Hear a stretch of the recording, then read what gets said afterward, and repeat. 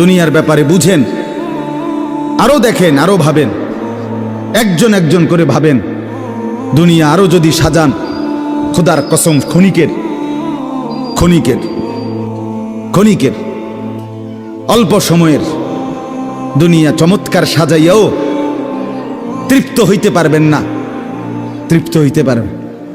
এবছর চমৎকার রং দিছেন বিল্ডিংয়ে, 2 বছরের মাথাত বিভিন্ন খান দিয়া চামড়া উঠিয়া এটা আবার যে সেই, ঠিক কিনা বলেন?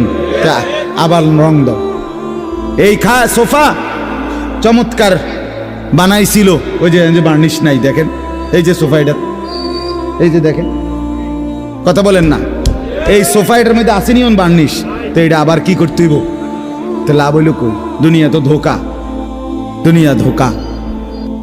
এই সৌন্দর্যময় চেহারা নারী 30 বছরের ব্যবধানে উনি বুড়ি, আর কেউ ফিররা সেদিকে ফিরা সেফও হালায় না।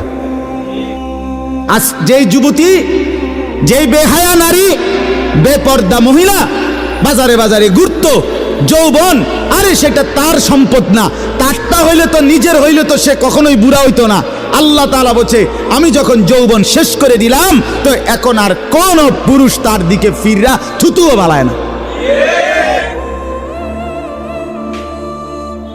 দুনিয়া এক অবস্থায় থাকে না, এক হালাতে থাকে না বাপ।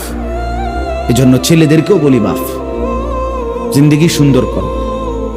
তোমার এই হাসি থাকবে না, তোমার এই সুস্থ সুন্দর সুঠাম দেহ থাকবে না।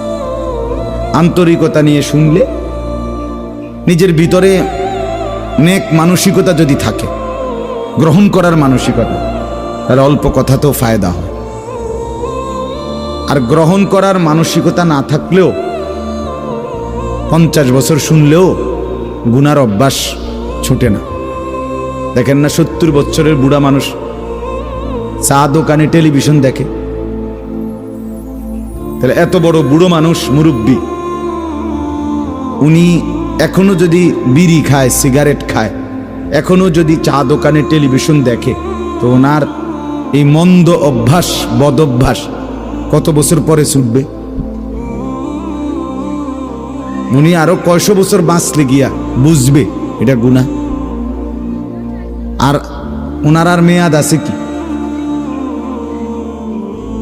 এই জন্য বললাম, আপনি খবর নিলে দেখবেন 30 বছর মসজিদে আসা যাওয়া করে ঠিকই, কিন্তু যথাযথ আন্তরিকতা, দিলের মধ্যে আখেরাতের কোনো মানসিকতাই নাই, নিজেকে বদলানোর অনুভূতিই নাই, ফিকিরে নাই। সোজা কথা, পরকাল বলতে কিছু, এখন যা আছি তাই।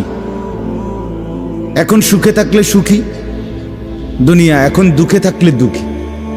জিফুত যদি ঠিকমতো খানা খাদ্য খাওয়ায় খুশি, ঠিকমতো খানা খাদ্য নাই দুঃখী। মানে দুনিয়া পেলে খুশি, দুনিয়া না পেলে দুঃখী। লাভ লোকসান, আয় ব্যয়, হিসাব কিতাব, সুখ আনন্দ, দুঃখ বেদনা, হাসি কান্না, আবেগ অনুভূতি, সবটাই শুধুই দুনিয়াকে কেন্দ্র। এখানে কি পেলাম? এখন কি পেলাম?